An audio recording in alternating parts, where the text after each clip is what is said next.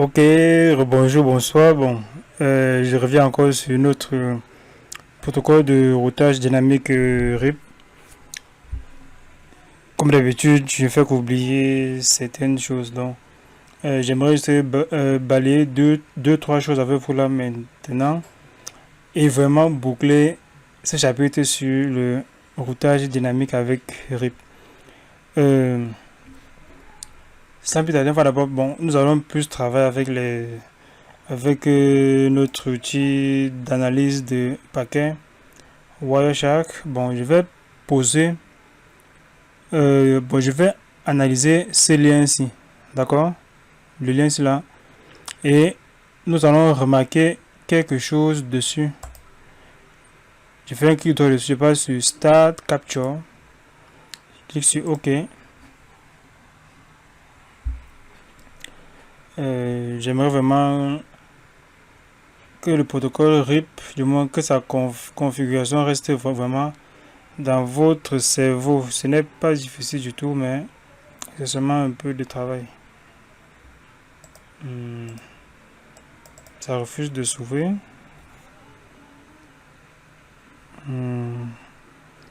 Je perds patience là.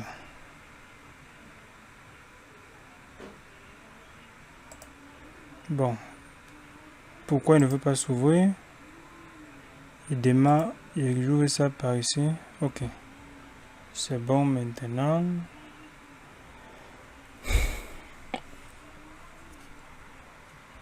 J'ai juste peut-être deux choses à vous montrer ici, puis je m'en irai. Ok, vous voyez, on a lancé la capture sur R4. Vous voyez ça que là, R4 et sur R4, mais sur l'interface G4/0, donc l'interface qui lie notre LAN. Or, ce que nous observons, c'est quoi? C'est que nous voyons maintenant les messages de broadcast de RIP apparaître. La voix du protocole RIP envoie des paquets en broadcast dans notre LAN. Mais la question que nous devons se poser, c'est de savoir, est-ce utile que RIP envoie des paquets de broadcast sur cette interface-ci? Est-ce que c'est utile? Est-ce que derrière R4, il y a encore un autre routeur? Non. Derrière R4, il y a seulement notre routeur, du moins notre réseau LAN. Donc, en temps normal, RIP ne devrait pas envoyer des broadcasts vers cette interface-ci. Oh, maintenant, pour résoudre maintenant ce problème, qu'est-ce qu'on doit faire? On doit mettre cette interface-ci en mode passif. D'accord? En mettant donc cette interface en mode passif, les broadcasts ne pourront plus être diffusés sur notre interface LAN. Ok, sans plus tarder, nous allons d'abord. Bon, je vais seulement réduire ça. Bon, on va d'abord se connecter sur notre routeur R4. Bon, nous allons faire ça rapidement et proprement. Conf T. On va entrer dans la configuration de notre routeur RIP. Qu'est-ce qu'on va faire? On va créer passive interface. C'est quelle interface? C'est l'interface Gigabit Ethernet 4/0. C'est interface Gigabit Ethernet 4/0. Si nous observons, ça doit être, ça veut aussi dire que même sur l'interface qui est liée à notre réseau 50.0, cela, les broadcasts arrivent aussi de ce côté, mais commençons d'abord par observer si les broadcasts continuent toujours à se propager vers notre LAN. Ouvrons encore notre Wireshark et observons un peu de près. Nous avons quand même beaucoup de temps maintenant puisqu'on n'a pas grand chose à faire. Ok. Observons maintenant et voyons si les broadcasts vont encore apparaître.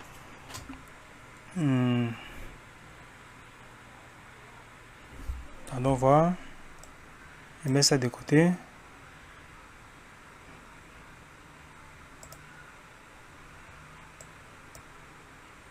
Vous voyez que les broadcasts n'apparaissent plus. Regardons maintenant un peu cette petite magie. Si je rentre encore dans mon routeur RIP, d'accord? Si je rappelle maintenant ma commande, je la désactive. C'est maintenant non. Donc vous verrez maintenant que les broadcasts vont revenir. Observons un peu cette magie.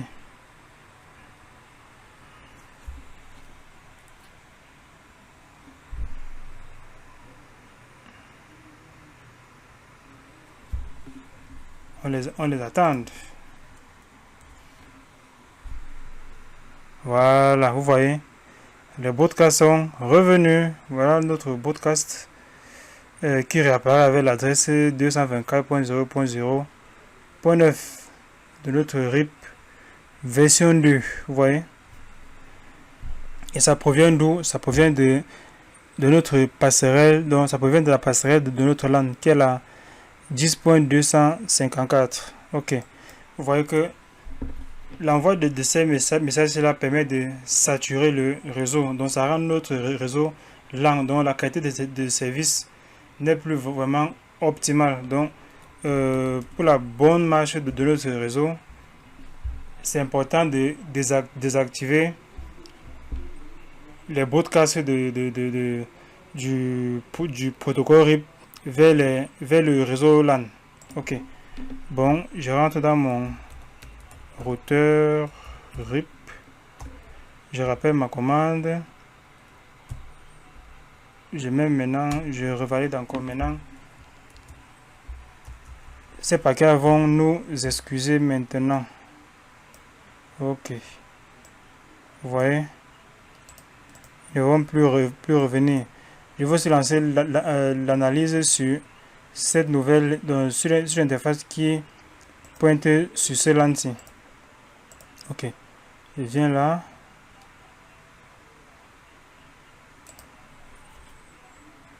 Je lance aussi mon analyse.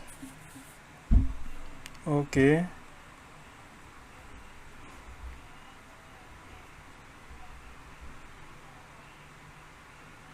Nous patientons un peu pendant que ça charge. Ok.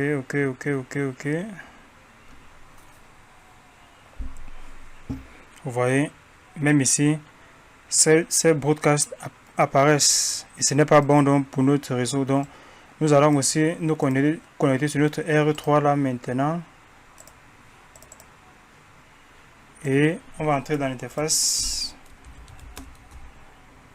Non, on va faire d'abord routeur RIP. On fait maintenant passif interface gigabit Ethernet 4/0. Ok, on met ça en mode passif et je valide. Ok, de ce fait maintenant nous n'aurons plus les broadcasts qui apparaîtront de ce côté là. Vous voyez, il n'y a plus de broadcast. Du moins les broadcasts qui concernent le routeur RIP. Ok. On va maintenant encore se connecter sur nos deux postes clients. Nous allons essayer quelque chose. Je me connecte sur mon poste Windows 10. Je vais lancer encore un tracet. Tracet de l'adresse 10.10.50.50. Nous allons voir.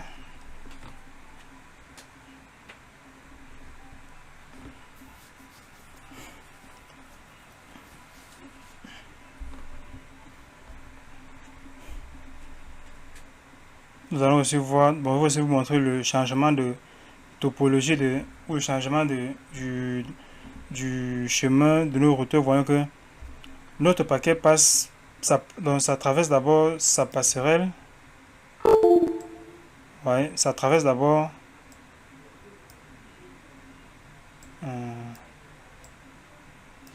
sa passerelle, la 10.254.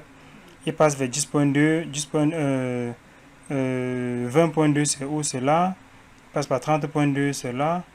passe par 40.2, c'est là avant maintenant d'arriver chez son client. Donc la route qu'il emprunte, c'est quoi? C'est celui-ci. C'est la route que notre paquet emprunte. Or, regardons maintenant si je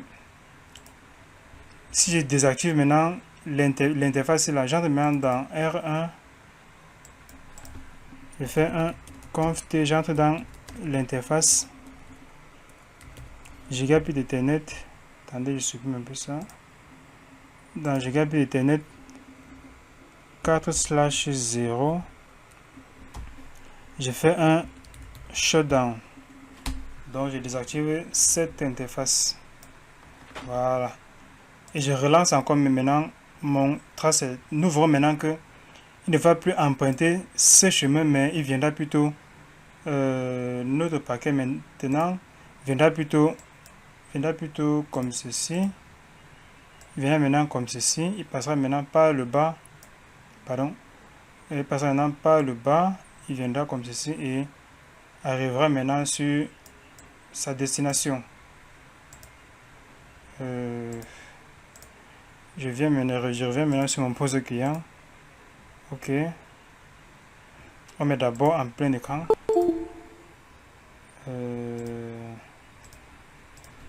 On relance notre tracette.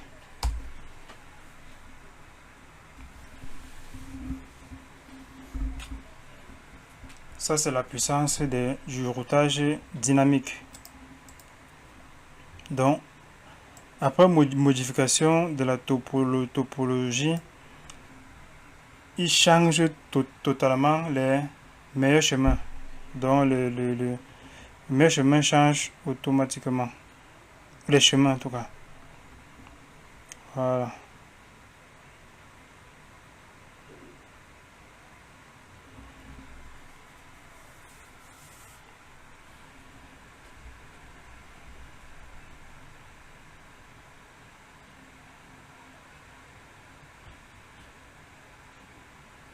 Délai d'attente dépassé. Pourquoi ça fait ça? Bon, arrêtons d'abord tracette. Lançons d'abord un ping vers notre PC50.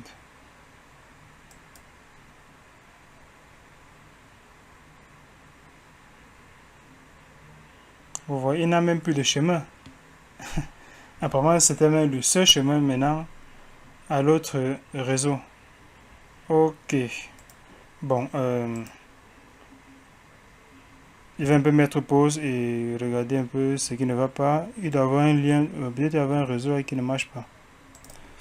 Bon, je rigole un peu puisque j'ai été pris à mon propre piège. Pourquoi? Parce que nous avons dit au début de notre formation que le protocole RIP est un protocole qui converge très lentement.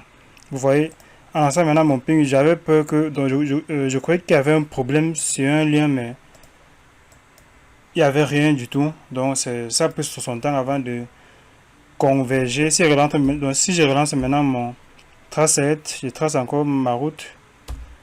Nous verrons maintenant la nouvelle, du moins le nouveau chemin que notre paquet a pris pour joindre notre réseau 10.10.50, du moins le poste 10.10.50.50. Vous verrez.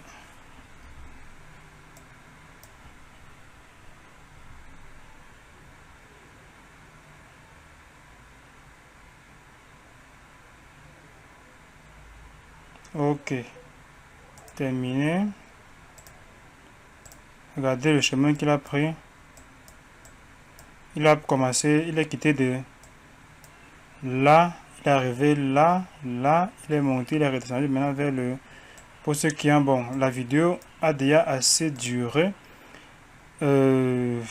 Merci de m'avoir suivi et rendez-vous dans la prochaine vidéo. Ok.